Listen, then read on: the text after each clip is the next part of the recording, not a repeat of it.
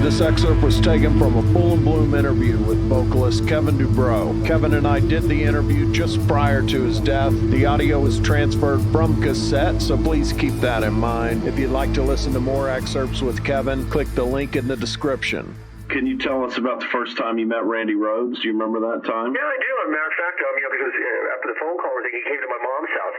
Him and Kelly Garni showed my mom's house when I was 18. Randy was 17. He walked in. He really hair down the middle of his back and a really long thumbnail. I said, "What's the thumbnail for?" And didn't hear him play. The first time I met him, he just met him. Then the second time, I went to his mom's house, and I went there just as a joke because I was actually playing with Stan Lee, the guitarist from the Dickies. Yeah. Yeah, believe it or not. And he said, and Stan's the one that said, you should go hear him play. It's going to be funny. We did it as a joke. And the joke was on me because he was amazing. I hear him play, and he says, "Oh, let's hear you sing now." Because I went over there as a joke. And then he says, "Let's hear you sing." And I said, no, not going to do it. And eventually, obviously, I did. But he was brilliant. He was gifted. He was hilarious. He's a wonderful person. He was not an angel the way he is made out to be. I don't think anyone is. Now, as far as, I'm sorry for my ignorance on some of the history, but it's okay. It was Randy Rhoads already had the band together, or? There was no band. They were trying to put a band together, Kelly Garni, and they were looking for a singer. They didn't give a shit what the singer sounded like. They just needed somebody who's going to be a singer because it's hard to, you needed a singer. What I brought to the table wasn't vocals. It was basically motivation that I wanted to be the singer in a band. And I would do the job of much more than just singing. I would, get things together for the group. I was a motivator. I, found managers and, just stuff like that. And, these guys were they were just out of high school, but it was barely, their attitude was still, the only Kelly Garni would tell you now, they were kind of, still a mess. And then how long before, after meeting him, how long before you guys have a complete band? Pretty much within 2 months, we had the drummer. And you guys are out playing? Yeah, we're out playing dumb gigs. And now before that, you were a photographer, right? Yes. That was like in the early 70s? Yeah, correct. Yeah, Rod Stewart in 1970 as a photographer, and then maybe even want to become a singer. I wanted to get on the other end of the lens. Were there other bands that you had photographed? Yeah, Jeff Beck a number of times.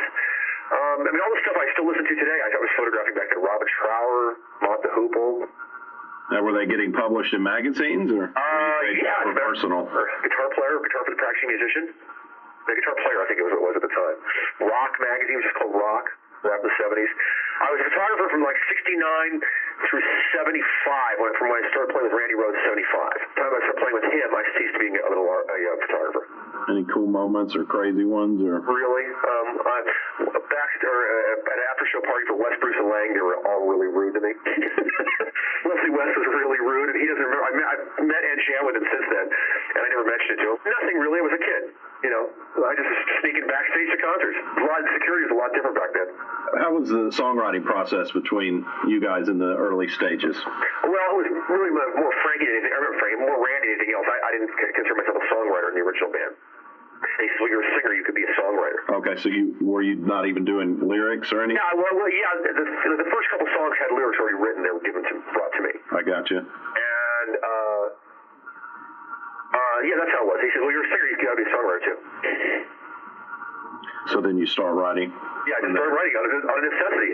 One of the reasons I sing so loud is because I had to get over the volume of Randy Rhoads. So, it's one of those things, At this time, it's before Van Halen, right? Yes, it was before Van Halen, correct. Okay. And is he considered a guitar hero at that time, or? They kind of came up in the clubs around the same time. When we first started with 75, that was before Van Halen, but they started, when they both started getting known locally, was around the same time. Now, how would you describe Randy Rhoads as a person? Great. He was really funny. He was a good guy, real personable, very sarcastic. Which I find really endearing. Not what everybody thinks of him now, that's for sure. I think of him the way he was, and it's nothing to do with the things I read that's said about him. Like what?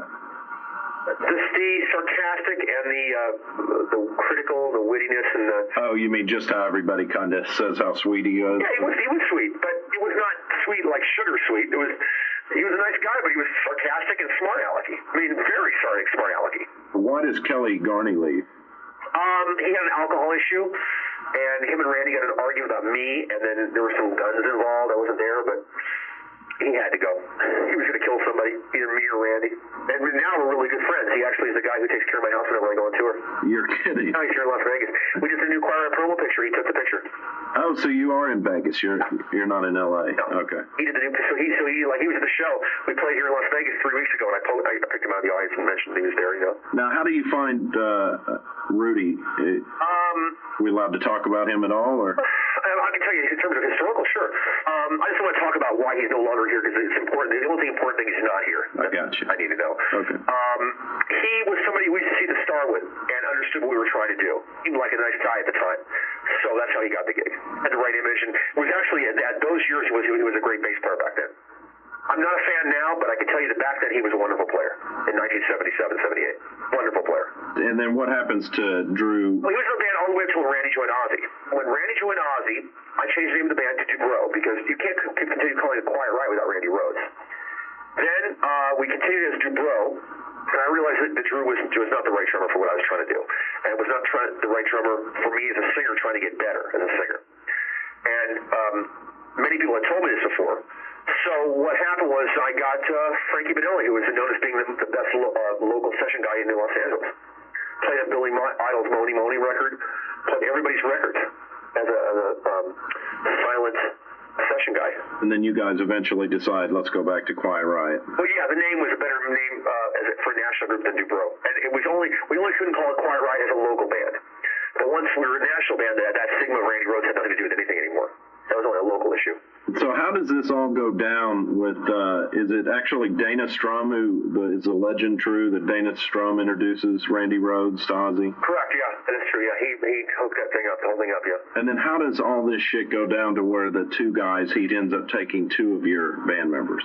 Well, he didn't really take Rudy. I mean, he took Randy and made the records, and then they did the records with Lee Kerslake and Bob Daisley. And then when it came time to tour America, for whatever reasons they had, they decided to fire the rhythm section, and they went to they wanted Tommy Aldridge, I guess, for a long time. So he was already had the gig. And they auditioned a whole bunch of bass players, and Randy set it up so that Rudy could get an audition for Ozzy. Rudy was not in Quiet Riot at that time. The band was not. He wasn't a member of Dubrow. He was just sleeping on my couch. Oh, really? Why didn't he end up being in Dubrow? He was playing an Angel, playing audition for Eddie Money. He wasn't really, he wasn't.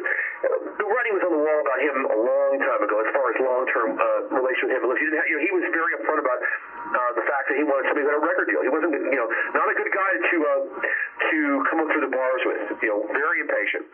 He's not a songwriter.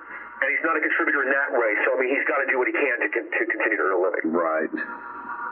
So then, how do you feel at that time when Randy? I mean, surely you're probably, I guess, happy for him in some way, but how do you feel at that time when Randy leaves to go to Ozzy? I'm very, very hurt, very unhappy, but I had to carry on. I was glad for him. I was always his biggest fan. I love his guitar playing, and I only want to see good happen to him. I didn't want to see it myself do good, for having him hold him back. But I was unhappy about it. Now, was there ever a plan to work together again? Discussed it, but it was all in just that discussion phase. I think Randy would have said to everybody what everybody else wanted to hear, and say to them. I always felt that way about him. Nice guy, would always sing what everybody wanted to hear. We talked about it many, many times. Did you see him much while he was with Ozzy? Or? I saw every time he was on break, he always called me. We always got together. I mean, when they played the first time, when they played the Long Beach Arena in Los Angeles, we had a Dubrow gig, and he somehow found me after the show. I mean, I'm at a party, and the phone rings at this party, and it says, "Is Randy Rhoads on the phone for you?" He says, "My pedal board's broken. Will you fix it?" I said, "Fix it?" I said, "I don't know anything about it, because you made my old one." I said, "Yeah, but it was Velcro and L brackets." He found me at 2 in the morning in my apartment and had me look at his pedal board. So I always saw him. We always kept very close. Oh, that's cool. Yeah. He was a great guy. He wasn't a fair weather guy at all, Now, what did you think of the Ozzy releases? Well, all the songs and the guitar parts I was familiar with from Quiet Riot.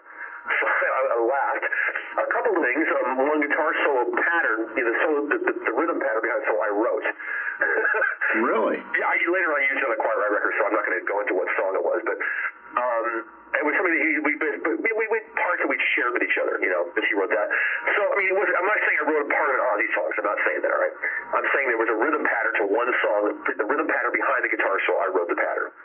And he said, well, just pattern for the solo. I said, yeah, I don't care. The Quiet Riot song is called Don't Know What I Want, but the Ozzy song, I'm not going to go into what it is. Figure it out.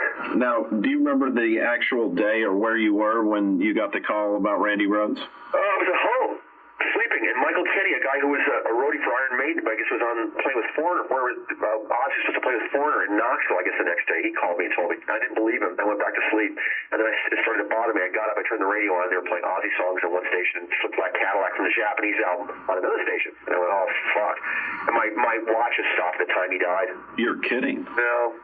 So, I remember exactly where I was. I was pretty traumatized by it. It took a while to set in because I never knew anybody had died. My grandmother, not the same thing. My grandmother was my mom's mom, but I was just a kid. And were you guys signed at that time or working on your? We were working on the record. You're working on Mental Health. This is a complaint on Mental Health. This is a complaint on one song. I'm sorry? This was a complaint on one song. Oh, really? Yeah, and the song Thunderbird was written about him. I spoke with him a few weeks before.